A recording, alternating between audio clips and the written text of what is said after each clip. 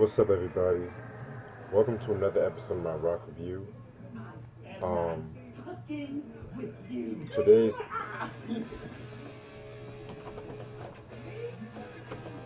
today's album I'm about to read tonight is Van Halen's debut album, Van Halen or Van Halen One, as you say, released in 1978 on Warner Brothers Records.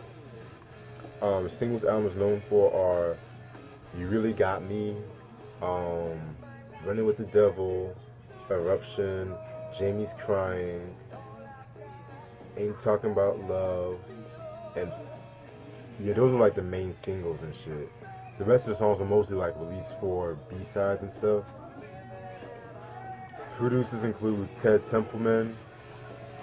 Members of Van Halen are David Lee Roth, Alex Van Halen, Eddie Van Halen, and Wolfgang Van Halen. For those of you who don't know who Van Halen are, they are a rock group from Pasadena, California. Originally, like, they were born in the Netherlands and then they moved to Pasadena, California. The Van Halen brothers, they spent like most of their youth like playing instruments and shit like that. They formed their first band like in the mid '60s, and they got popular and shit like that. It wasn't until 1972 that they formed a band called Genesis, not to be confused with like the Peter Gabriel, Phil Collins group though. And Eddie was on vocals, Alex was on drums, and Mark Stone was on bass. And what ended up happening was by '74, they replaced Mark Stone with Michael Anthony and shit like that. And so that's when they changed their name to Mammoth. And then which they would officially be calling themselves Van Halen and shit like that, because according to like David Lee Roth, it was going to be like a source of power. Like, you should know that their name is stamped on there and shit like that. So basically what ended up happening was they got a few auditions and shit like that, and once they got hooked up with their managers, they recorded a demo and stuff. And so basically they sent the demo out to certain labels and shit, and one of the demos got under the hands of, if I'm not mistaken, the producer Ted Templeman. And so basically Ted Templeman, he would be to produce, he was impressed with them, and he would produce all the albums in the Van Halen era. And so basically he convinced Warner Brothers to sign them a deal. And basically what ended up happening, most of this album was actually recorded live, to be honest with you guys. It just had a lot of guitar overdubs and shit. So that's how this album came about. Yes, just look at this album cover. Like, you see right here, you got Eddie on guitar, David Lee Roth vocals, Alex on drums, and Michael Anthony on bass and shit.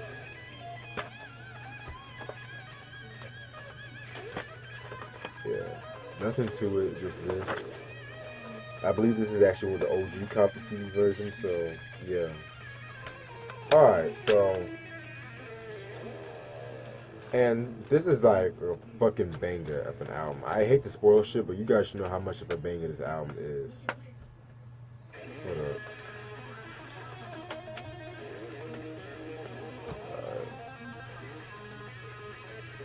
Alright, give me 1 second.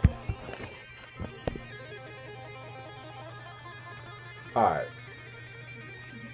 11 songs. You guys should know what I'm about to do. Track number 1, Running with the Devil. Classic song. That's definitely one of my favorite Van Halen songs of all time. Just everything about that song, that bass, intro like that. And it's just like the lyrics just express freedom, in my opinion, it just expresses freedom and shit like that, and just having the simple things in life, in my opinion. But track number two, which was just playing in the background, Eruption. You guys should know about Eruption. That's definitely one of the greatest guitar solos ever. Eddie definitely did his thing on that. From what my understanding of how that came about was basically, I think it just came from like a jam session that Eddie and Alex were doing and shit. They were just playing around, and then Eddie just started playing the guitar, and then he just liked what he heard. That they used that as an intro to the next song, which is "You Really Got Me." You guys should know about this song. It's a cover of the Kink song "You Really Got Me." That was released like in '64 or '65, I believe. Dope song. In my opinion, I like this version, but the original version, I still fuck with the original version because it just basically has that.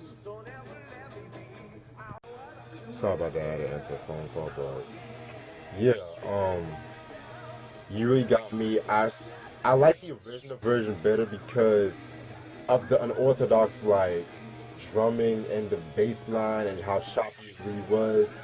Not to say that this version is bad, because I fuck heavily with this version too, but something about the original version is shit.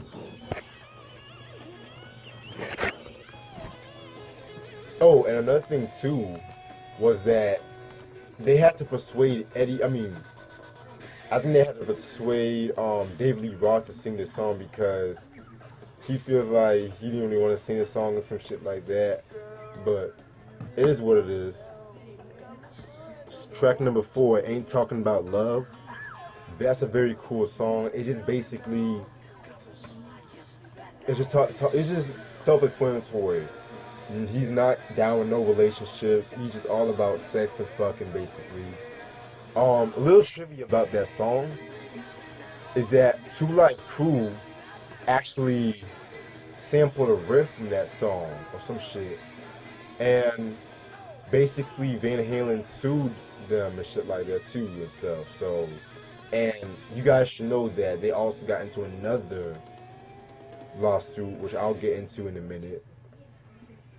Track number five, I'm the One. Well, that's another cool, interesting song. It's just basically talking about like the music industry, but the way they're talking about it, it might go over some people's heads, like the way lyrically they were talking about it. But track number six, Jamie's Crying. That's in my opinion the best song off this album. Basically, it tells a story about this girl named Jamie. She basically has a one night stand with this nigga and shit like that. And the next day she regrets the decision, and she wants to like make sure doesn't work things out with the boy, saying that it's not no relationship shit and stuff. So yeah, basically that was what happened, and it just goes from worse to worse and worse. And yeah, that's one thing I love about that song. I always love that chorus, like, whoa, Jamie's crying. Like, I always love that chorus for some reason. And another trivia too, you guys also should know that Tone Loc sampled the song too. You guys should know for Wild Thing. And Van Halen once again sued him, ironically at the same year and shit. So Alex Van Halen, in an interview, he said he did not realize the song was sampled until he heard that dun dun dun dun dun dun dun. So yeah, very dope song. I love that song, Jamie's Crying. Track number seven, Atomic Punk. That song was alright. That song was pretty straight. Track number eight, Fear Your Love Tonight. Very dope song right there.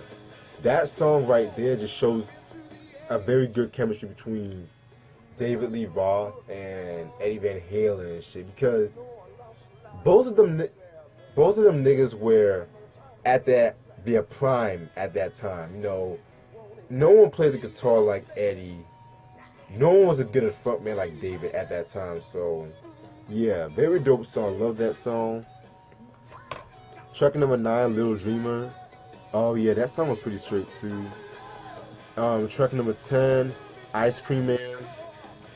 Um, that's actually a cover of a blues song by John Brim, and yeah, it was actually very interesting song because David Lee Roth is actually playing the acoustic guitar for a couple of seconds in the beginning. So, and track 11, On Fire, very dope song as well. Love that song. Nice way to end the album. And that's all the time I have for this album. Overall, very dope album. This album is a classic album in rock. This is how arguably one of the best debuts in rock history and shit. Like, cause you gotta understand, by the mid 70s, like I would say 76, 77, a lot of rock music was going progressive and shit like that. You know what I'm saying? And with the success of Pink Floyd and their concept albums and David Bowie, a lot of cats were trying to make like concept albums. A lot of cats were trying to make progressive music and shit. Where Van Halen just came out and just wanted to rock a straightforward traditional rock album and shit that was just heavy as hell, in my opinion. Very cool album. I love this album to death. Like the Van Halen, David Lee Roth era is just flawless in my opinion. Like each and every one of their albums in the era, well, in my opinion, except for Van Halen 2, I would say it's like a classic in my book and shit. Women and Children First does not get the credit it deserves in my opinion, but that's no story for a different day. Stay tuned when me and my homeboy Mike is going to definitely break down Van Halen's discography and shit, so stay tuned on that. Other than that, oh, and an announcement. I'm definitely going to do a live review off on LL Cool J's Walking with the Panthers Sunday night. I'm definitely going to do it 12:30. I want to do it 12:30 Sunday night because I get off at 10 o'clock and shit like that. So, because I got a new job and everything like that. So yeah, congrats to me. So yeah, I'm definitely going to do a live review on this album.